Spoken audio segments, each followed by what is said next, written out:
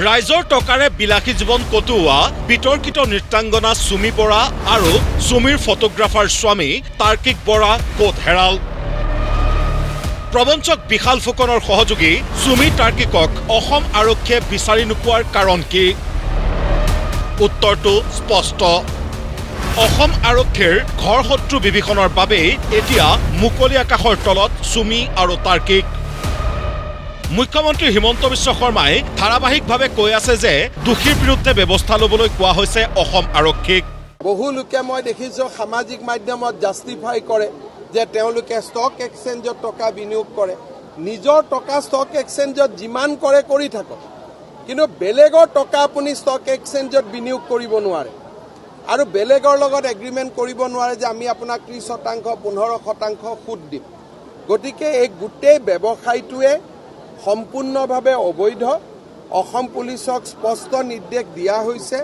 ব্যৱসায়ীৰ লগত জড়িত আটাইকে আইনৰ আওতালৈ আনিবৰ বাবে মুখ্যমন্ত্ৰীৰ এনে কঠোৰ নিৰ্দেশনাৰ পিছতো অসম আৰক্ষীয়ে কিয় গ্ৰেপ্তাৰ কৰিব পৰা নাই সুমি বৰা আৰু তাৰ্কিক বৰাক অভিযোগ অনুসৰি অসম আৰক্ষীৰ ঘৰ শত্ৰু বিভীষণ স্বৰূপ একাংশ শীৰ্ষ বিষয়াৰ কৃপাত অসমৰ পৰা পলায়ন কৰিবলৈ সক্ষম হৈছে সুমি বৰা আৰু তাৰ্কিক বৰাই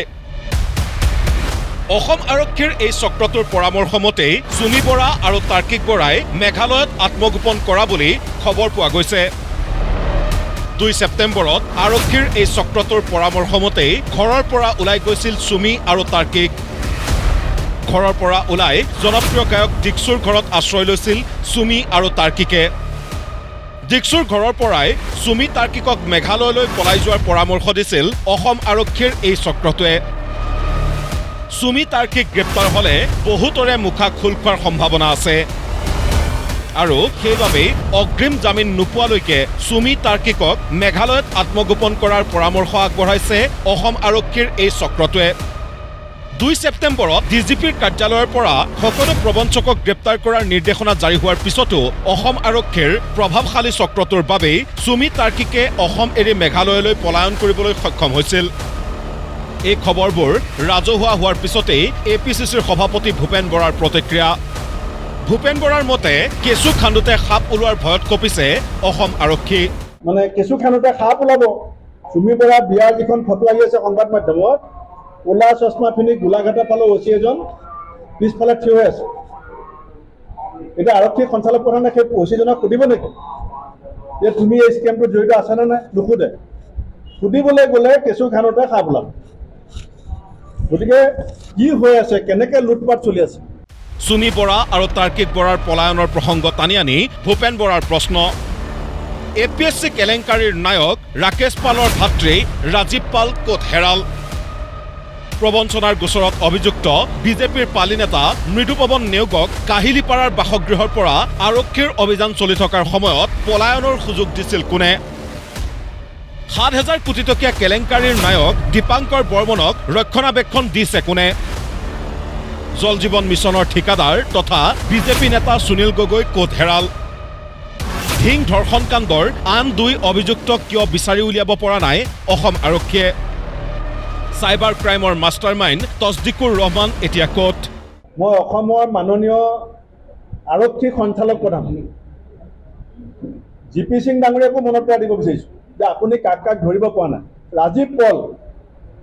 আচল কিংপিন এপিএছচি কেলেংকাৰী নেপালত পলাই আছে বুলি চবেই জানে ধৰা নাই মৃদুপৱন নেওগ আজিলৈকে পুলিচে ধৰা নাই আৰু কিমান ডাঙৰ ৰেকেটৰ লগত জড়িত দীপাংকৰ বৰ্মন কিমান ৭,০০০ কোটি টকা সুনীল গগৈ আমাৰ এইফালৰে জল জীৱন মিছন কণ্ট্ৰেক্টৰ জুন মাহৰ 2024 পৰা আজিলৈকে চৰকাৰে একো খবৰ আমাক দিব পৰা নাই ধিং ৰেপ কেছ কিমান হুলস্থুল হ'ল এজনটো পানীত পৰি মৃত্যু হ'ল 2জন ক'লৈ গ'ল চিএমএটো বহুত কথা কৈছিলে ধিং ৰেপ কেছত 2জন কোনোবাই খবৰ ৰাখিছে নেকি আৰু এতিয়া আহিলে সুমি আৰু তাৰ্কিক বৰা ফটো কাকাৰ লগত ওলাইছে সুমি বৰা চাব মুখ্যমন্ত্ৰীৰ লগত ধুনীয়া ফটো আছে মুখ্যমন্ত্ৰীয়ে 1 কোটি টকা চেক লৈ থকা ফটো আছে এতিয়া ধৰিব নোৱাৰে সুমি বৰা এতিয়া ধৰিব নোৱাৰে নে নধৰে নে ধৰিবলৈ গ'লে নিজৰ হাত জ্বলিব এপিচিচিৰ সভাপতিগৰাকীৰ মতে মুখ্যমন্ত্ৰীৰ পৰিয়ালৰ দুৰ্নীতিৰ কথা ওলালেই অন্য ইছ্যু পোহৰলৈ আহে